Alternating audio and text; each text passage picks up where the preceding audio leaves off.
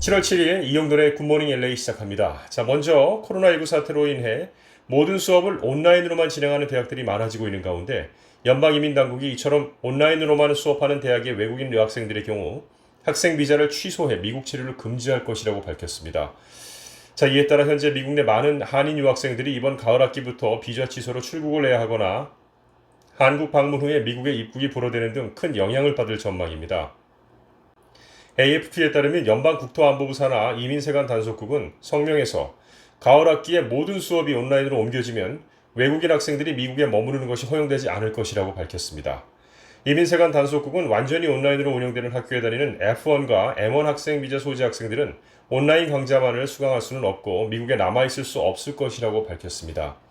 또 이런 프로그램에 참가한 학생들은 미국을 떠나거나 합법적인 지위를 유지하기 위해 출석 교육을 하는 학교로 전학하는 것 같은 다른 조치들을 취해야 한다고 이민세관 단속국은 설명을 했는데요. 이번 조치에 따라 미국에 유학 중이거나 유학을 계획 중인 한국 학생들에게도 영향이 미칠 것으로 예상이 됩니다.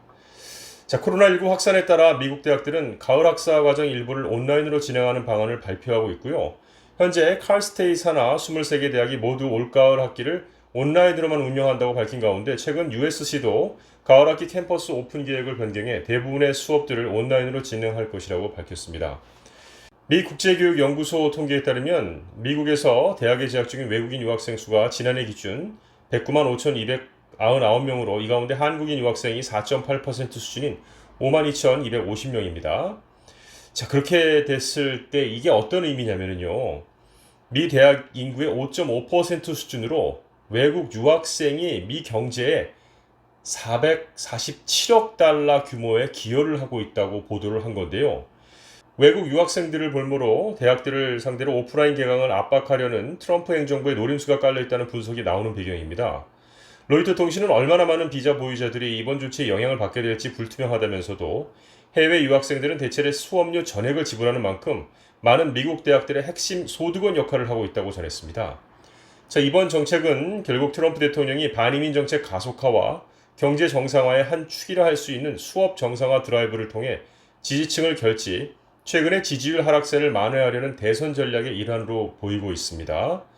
자, 그런데 코로나19 확산 방지를 위한 자국민 보호를 내세워 외국 유학생들을 추방하는 한편 코로나19 확산임에도 불구하고 학교들을 상대로 문을 열도록 압박하는 것 자체가 앞뒤가 맞지 않는 이중잣대라는 비판이 나오고 있는 거죠.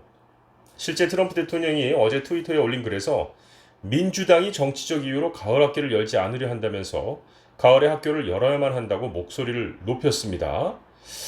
앞서서 트럼프 대통령은 지난 4월 20일 코로나19 확산 차단 등을 이유로 이민 일시 중단 행정명령에 서명한 데 이어서 또 지난달 6월 22일에는 올 연말까지 특정 외국인 근로자에 대한 취업비자 발급을 중단하는 행정명령에 서명하는 등 반이민 조치를 잇따라 취한 바 있는데요.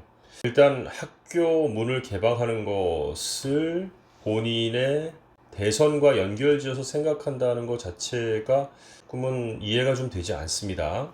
저도 대학생 자녀가 있는데 이 대학생 자녀가 온라인이 아닌 오프라인, 즉 대학 캠퍼스에 직접 가는 것이 그렇게 저는 바람직하다고 생각하지 않는데 UC 계열 대학에 다니고 있는 저희 아들이 이번 가을 학기는 100% 온라인이라고 얘기를 해서 굉장히 안심을 했습니다.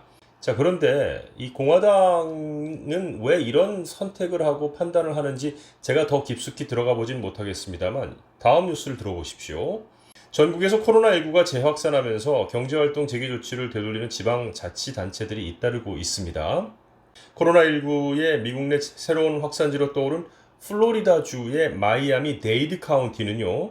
어제부터 식당과 체육관의 문을 닫기로 했습니다. 자, 이것은 코로나19 양성 판정 비율이 치솟고 입원 환자가 증가함에 따라 경제 재개를 계속해서 뒤로 되돌려야 된다고 얘기를 했는데 플로리다 주지사가 뭐라고 발표를 했냐면요. 주정부는 공립학교들에게 8월에 재개학을 명령한다라고 얘기를 했습니다. 8월 달부터 모든 공립학교는 문을 열고 학교로 전원 복귀해야 하고요. 주 5일 이상 학교에 등교를 해야 한다고 명령을 내린 겁니다. 이거 왜 이러는 걸까요? 제가 볼 때는 이렇게 오픈을 하고 또 자녀들이 코로나에 걸려서 집에 돌아와서 부모님들한테 옮기거나 할머니 할아버지한테 옮기는 일이 발생할 경우에 재선에 도움이 전혀 되지 않을 것으로 보여지는데 왜 국민들의 생명을 볼모로 이렇게까지 무리수를 두는지 정말 이해하려고 아무리 애를 써도 이해할 수가 없습니다. 일단 계속 뉴스를 좀 더 이어나가 보면은요. LA 정부가 코로나19 팬데믹으로 타격을 입은 LA 소기업 등에 무상 지원해주는 프로그램의 신청 접수가 어제부터 시작이 됐습니다. $5,000, 15,000달러를 무상 지원하는 이런 프로그램인데요. 일단 웹사이트는 www.lacovidfund.org/grants에서 신청할 수가 있습니다. 그냥 lacovidfund.org에 들어가시면요. 또 어떻게 들어가는지 쉽게 보이실 겁니다. 각 접수 때마다 수혜자가 선정돼 통보가 가는데요. 신청 자격 조건은 2018년 또는 2019년 세금 보고 기준으로 연 총 수입 10만 달러 이상 100만 달러 미만 업체들로 캘리포니아 주에서 영업 활동을 해야 하고요. 연 총 수입이 100만 달러 미만 LA 카운티 내 저소득 또는 중간소득층 개인이나 가족에게 지원 서비스를 제공하는 비영리 단체들도 신청할 수가 있습니다. 뿐만 아니라 독립계약자나 우버나 리프트 종사자 1인 기업들도 연수입이 10만 달러 미만이면 신청이 가능합니다. www.lacovidfund.org입니다. www.lacovidfund.org입니다. 자, 오늘 이용돈의 굿모닝 LA는 이 정도에서 마치도록 하겠습니다. 고맙습니다.